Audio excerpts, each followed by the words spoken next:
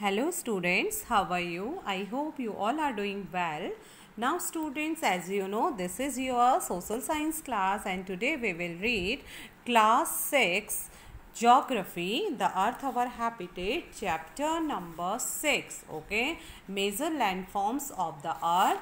And students, this is video second, all right, and we have to start from page number 41. This is video second of chapter 6. So let's start students. Mountains may be arranged in a line known as range. Many mountain systems consist of a series of parallel ranges extending over hundreds of kilometers.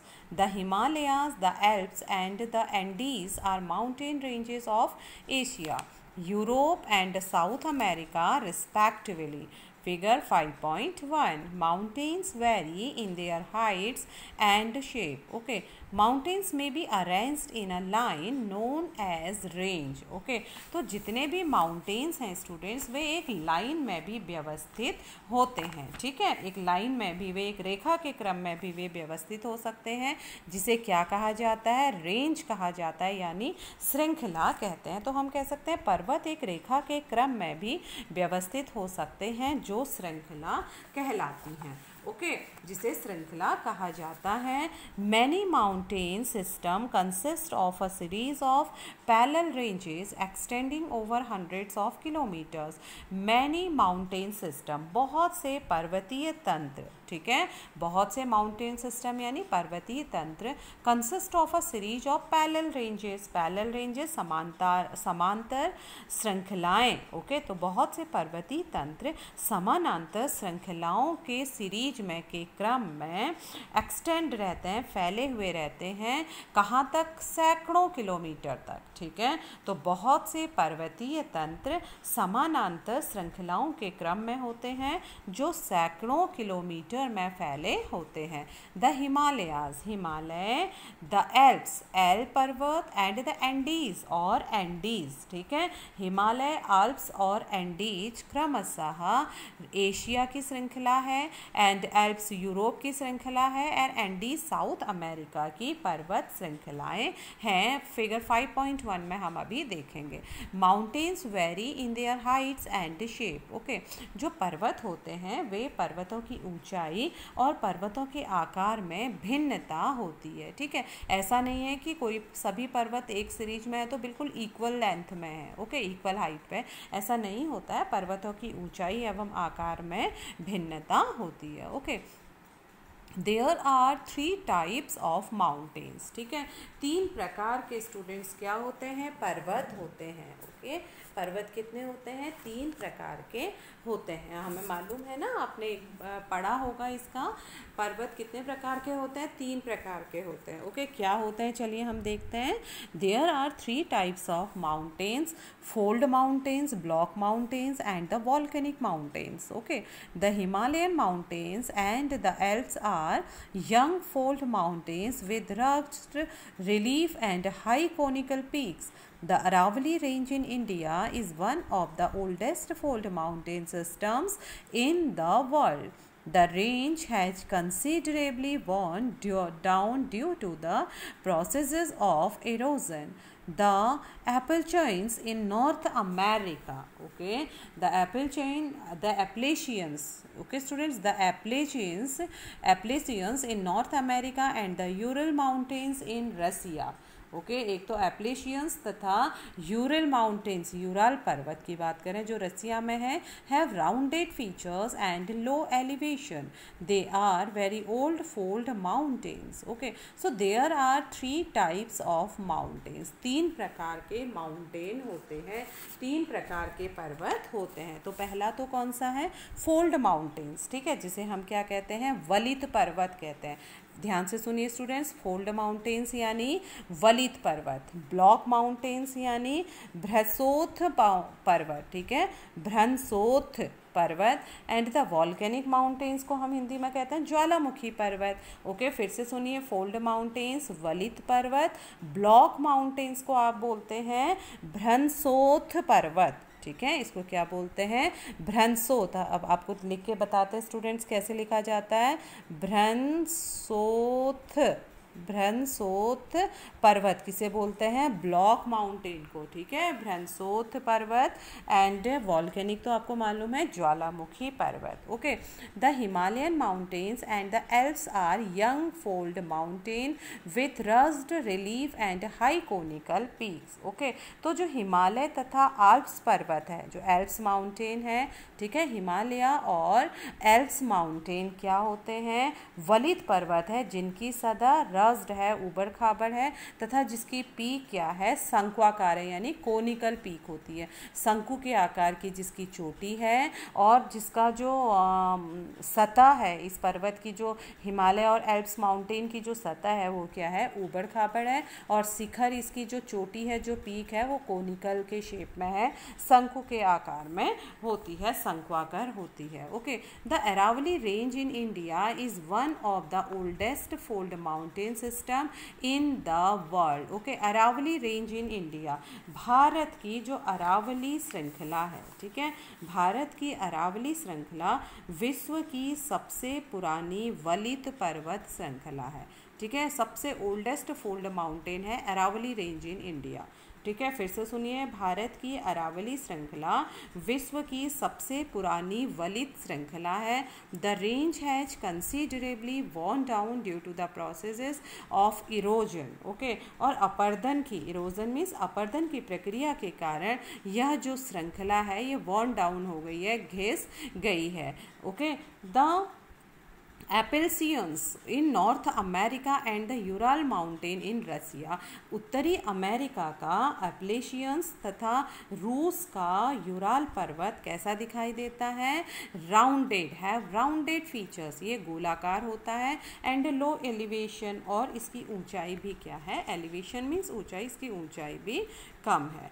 They are very fold mountain, very old fold mountain, ये बहुत पुराने, old means पुराने, fold mountain वलित पर्वत, ये बहुत पुराने वलित पर्वत हैं। ठीक है, एक बार फिर से देखिए, 3 प्रकार के पर्वत होते हैं, वलित पर्वत, भ्रंशोथ पर्वत और ज्वालामुखी पर्वत। फोल्ड माउंटेन्स वलित पर्वत, ब्लॉक माउंटेन भ्रंशोथ पर्वत, एंड द वॉल्केनिक माउंटेन ज्वालामुखी पर्वत। ठीक है, अब जो हिमालय है, ठीक है, हिमालय तथा जो एल्प्स माउंटेन हम कहते हैं, एल्प्स पर्वत जो है, इनकी जो सतह है, सरफेस है, ये उबड़ खाबड़ है, तथा इसका जो शिखर है वो क्या है, शंक्वाकार है, कोनिकल पीक है। ठीक है, और अपर्दन की प्रक्रिया के कारण किसकी, जो भारत की अरावली श्रृंखला है वो विश्व की सबसे पुरानी वलित पर्वत श्रृंखला है, लेकिन अपर्दन की प्रक्रिया के कारण यह श्रृंखला, भारत की अरावली श्रृंखला घिस गई है, और उत्तरी अमेरिका के अपलेशियंस और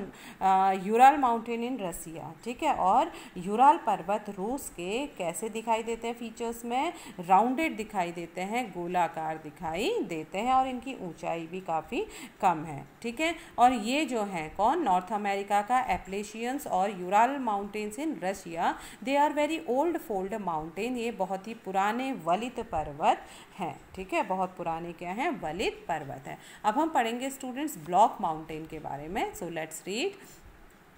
Block mountains are created when large areas are broken and displaced vertically. The uplifted blocks are termed as horst and the lowered blocks are called graben. The Rhine Valley and the Vosges Mountain in Europe are example of such mountain system.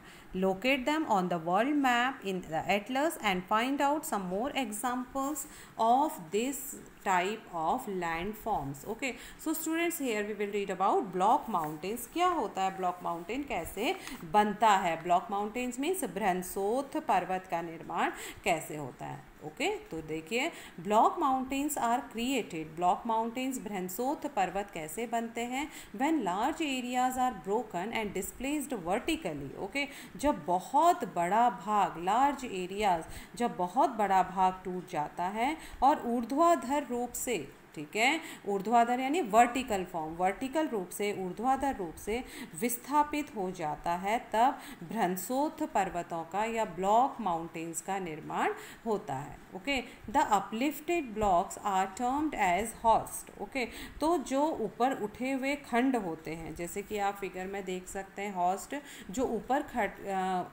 खड़े हुए या ऊपर उठे हुए जो खंड होते हैं उसको क्या कहा जाता है, हॉर्स्ट या उत्खंड कहा जाता है। और जो नीचे धसे हुए खंड होते हैं, आप देख सकते हैं हॉर्स्ट ऊपर है और नीचे जो धसा हुआ भाग है, धसा हुआ खंड है, इसको ग्रैबन कहा जाता है यानी द्रोणिका कहा जाता है। ठीक है, ग्रैबन यानी द्रोणिका भ्रंश कहा जाता है। हॉर्स्ट मीन्स उत्खंड कहा जाता है। ठीक है, हॉर्स्ट और ग्रैबन।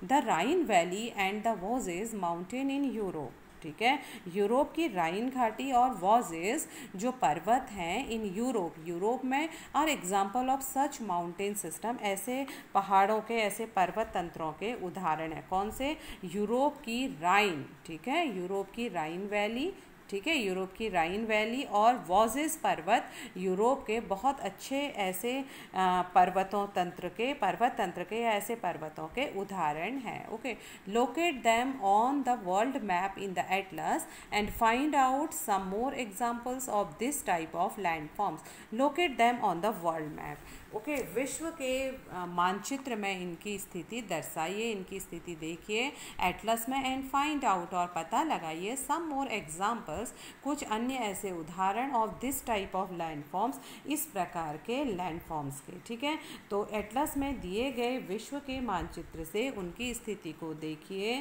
तथा इस प्रकार की भू आकृतियों के कुछ और उदाहरणों का पता लगाइए। ओके, तो हमने पढ़ा ब्लॉक माउंटेन्स कैसे बनते हैं स्टूडेंट्स, भ्रंशोत्थ पर्वतों का निर्माण कैसे होता है। एक बार फिर से सुनिए, जब बहुत बड़ा भाग टूट जाता है, ठीक है, जब बहुत बड़ा भाग टूट जाता है और ऊर्ध्वाधर रूप से विस्थापित हो जाता है वर्टिकली, ठीक है, और जब यह वर्टिकली रूप से विस्थापित हो जाता है तब भ्रंशोत्थ पर्वतों का या ब्लॉक माउंटेन्स का निर्माण होता है। ऊपर उठे गए, देख सकते हैं आप पिक्चर में, ऊपर उठे हुए खंड को उत्खंड या हॉर्स्ट कहते हैं तथा नीचे धसे हुए खंड को द्रोणिका भ्रंश या ग्रैबन कहा जाता है। ओके, यूरोप की राइन वैली, राइन घाटी तथा वोजेस पर्वत इस तरह के पर्वत तंत्र के उदाहरण हैं। तो स्टूडेंट्स, एटलस में दिए गए जो वर्ल्ड मैप है उनकी स्थिति को देखिए तथा इस प्रकार की अगर कुछ भू आकृतियां हैं तो उनका भी पता लगाइए। Okay, now volcanic mountains are formed due to volcanic activity. Mount Kilimanjaro, okay, Mount Kilimanjaro in Africa and Mount Fujiyama, ठीक है, and mount Fujiyama in Japan are example of such mountain. अब देखिए वॉल्केनिक माउंटेन हम पढ़ते हैं, volcanic mountains are formed due to volcanic activity. नाम से ही clear है कि ज्वालामुखी पर्वत ज्वालामुखी क्रियाओं के कारण बनता है। अब इसका बहुत अच्छा उदाहरण अफ्रीका में माउंट किलिमंजारो और जापान में माउंट फ्यूजियामा, ऐसे माउंटेन का यानी वॉल्केनिक माउंटेन का, ज्वालामुखी पर्वत का एक बहुत अच्छा उदाहरण है। Okay, Mountains are very useful. The mountains are a storehouse of water. Many rivers have their source in the glacier in the mountains. Reservoirs are made and the water is harnessed for the use of people. Water from the mountains is also used for irrigation and generation of hydroelectricity. The river valleys and terraces are ideal for cultivation of crops. Mountains have a rich variety of flora and fauna. The forest provide fuel, fodder, shelter and other products. Okay, so mountains are very useful. जैसा कि हम सभी को मालूम है पर्वत क्या होते हैं, बहुत ही लाभदायक होते हैं। ठीक है, the mountains are a store house of water, ये हमें मालूम है पर्वत जल के स्टोर हाउस होते हैं, संग्रहगार होते हैं। ठीक है, many reverse have their source in the glacier in the mountains. Okay, बहुत सी नदियों का जो सोर्स है, जो स्रोत है पर्वतों में स्थित ग्लेशियर यानी हिम नदी का होता है। ठीक है। तो बहुत से जो नदियां हैं उनका जो स्रोत है पर्वतों में स्थित हिम नदियों में होता है रिजर्वॉयर। रिजर्वॉयर मीन्स होता है जलाशय, ठीक है। Reservoirs are made and the water is harness for the use of people. Okay, तो रिजर्वॉयर आर मेड, जलाशय बनते हैं, and the water is harness for the use of people, और जलाशयों के जल को लोगों तक हार्नेस किया जाता है, लोगों तक पहुंचाया जाता है, लोगों तक इस जलाशय के पानी की आपूर्ति की जाती है। Water from the mountains is also used for irrigation and generation of hydro electricity. Okay, पर्वतों से जो पानी आता है उसका इस्तेमाल भी इरीगेशन, सिंचाई में किया जाता है, and generation of hydro electricity, और पन बिजली के उत्पादन में, हाइड्रो इलेक्ट्रिसिटी पन बिजली के उत्पादन में भी किया जाता है। The river valleys and the terraces are ideal for cultivation of crops. River valley जो नदी घाटियाँ हैं, ठीक है, और टेरेसेस जो सीढ़ी नुमा, या इसे हम वेदिकाएं कह सकते हैं, जो वेदिकाएं हैं ये कृषि के लिए उपयुक्त होती हैं। Mountains have a rich variety of flora and fauna. पर्वतों में अलग अलग प्रकार की वनस्पतियाँ, फ्लोरा एंड फौना, वनस्पतियाँ एवं जीव जंतु पाए जाते हैं। The forest provide fuel, fodder, shelter and other products. One हमें मालूम है ईंधन, जलाने के लिए ईंधन, लकड़ी, फॉडर चारा, शेल्टर आश्रय, ठीक है, तथा अदर प्रोडक्ट्स तथा दूसरे उत्पादन जैसे गम, रेजिन्स एक्सेट्रा, ठीक है, दूसरे उत्पादन जैसे गोंद, रेजिन इत्यादि प्राप्त करते हैं, ठीक है, प्राप्त होता है हमें माउंटेन से। Mountains provide an idyllic site for tourist. They visit the mountains for their scenic beauty. Several sports like paragliding, hang gliding, river rafting and skiing are popular in the mountains. Okay. Can you name some places in the Himalayas associated with these sports? All right. So students, जैसे कि हमें मालूम है पर्वत हमारे लिए बहुत उपयोगी हैं, बहुत लाभदायक हैं, इसी प्रकार से mountain provide an idyllic site for tourist, ठीक है। आइडियलिक साइट मीन्स होता है पर्वतीय भाग सैलानियों के लिए बहुत ही फैंटास्टिक प्लेस होता है, बहुत ही अच्छी साइट होती है, उपयुक्त साइट होती है। तो पर्वत टूरिस्ट के लिए, सैलानियों के लिए या टूरिस्ट के लिए क्या होता है, बहुत ही उपयुक्त स्थान होता है, ठीक है। They visit the mountains for their scenic beauty. Way mountain में क्यों विजिट करते हैं?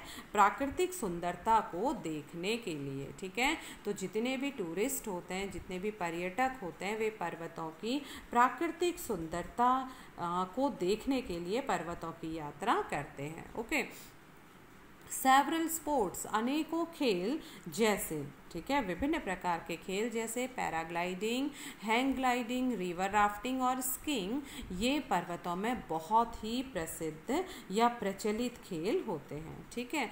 And can you name some places in the Himalaya associated with these sports? क्या आप हिमालय में स्थित कुछ ऐसे स्थानों के नाम बता सकते हो जहाँ ये खेले जाते हैं? तो स्टूडेंट्स, इस प्रकार के गेम पर्वतों में, पहाड़ों में, हिमालय में देखिए कहाँ कहाँ खेले जाते हैं। नैनीताल में खेले जाते हैं, भीमताल में खेले जाते हैं, कुछ गेम देहरादून, शिमला, मसूरी में भी खेले जाते हैं। ओके। और धारचूला, मुनस्यारी, ठीक है, मेनली मुनस्यारी, धारचूला से बहुत आगे मुनस्यारी में भी ऐसे गेम खेले जाते हैं। Alright, now next paragraph, plateaus. Plateaus means students pathar. Okay, a plateau is an elevated flatland. It is a flat topped tableland standing above the surrounding area.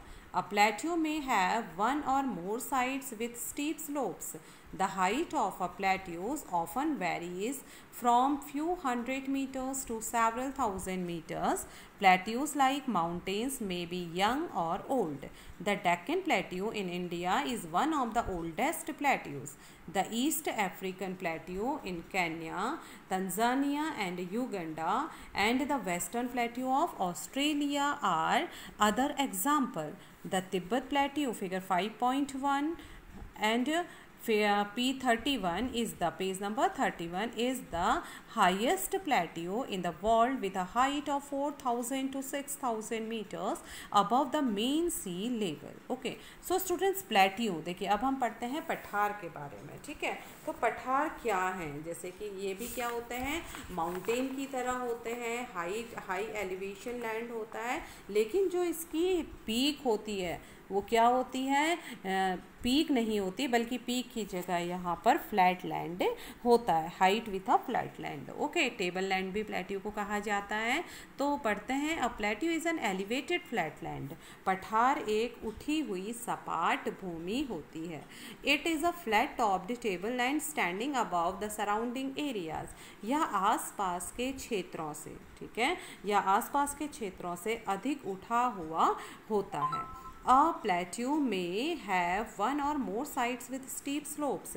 किसी पठार के एक या एक से अधिक किनारे होते हैं और steep slopes होते हैं, खड़ी ढाल वाले वे होते हैं। Okay, the height of plateau often varies from few hundred meters to several thousand meters। और पठार की जो ऊंचाई होती है स्टूडेंट्स, वे कुछ 100 मीटर से लेके कई हजार मीटर तक हो सकती है, ठीक है। प्लेट्यूज लाइक माउंटेन्स में भी यंग और ओल्ड। तो पर्वतों की तरह पठार भी नए और पुराने हो सकते हैं। The Deccan plateau in India is one of the oldest plateau. याद रखिए इसे, जो डेक्कन पठार है वो भारत में सबसे पुराना पठार है, ठीक है। भारत में दक्कन पठार पुराने पठारों में से बहुत ही मुख्य और एक माना जाता है। द ईस्ट अफ्रीकन, ठीक है, the east African plateau is in Kenya. और पूर्वी अफ्रीकन जो प्लेट्यू है वो कहाँ पर है, केन्या में है, ठीक है। And Tanzania and Uganda and the western plateau of Australia are other example. और इसी प्रकार से केनिया, तंजानिया, ठीक है, केनिया, तंजानिया तथा युगांडा का पूर्वी अफ्रीकी पठार और ऑस्ट्रेलिया का पश्चिमी पठार इस प्रकार का एक उदाहरण है। Alright, the Tibet plateau Figure 5.1 is the highest plateau in the world with a height of 4,000 to 6,000 meter above the mean sea level। ये याद रखिए, जो तिब्बत का पठार है वह विश्व का सबसे ऊंचा पठार है। तिब्बत का पठार विश्व का सबसे ऊंचा पठार है, जिसकी ऊंचाई माध्य मीन्स माध्य समुद्र तल से 4,000 से लेकर 6,000 मीटर तक है।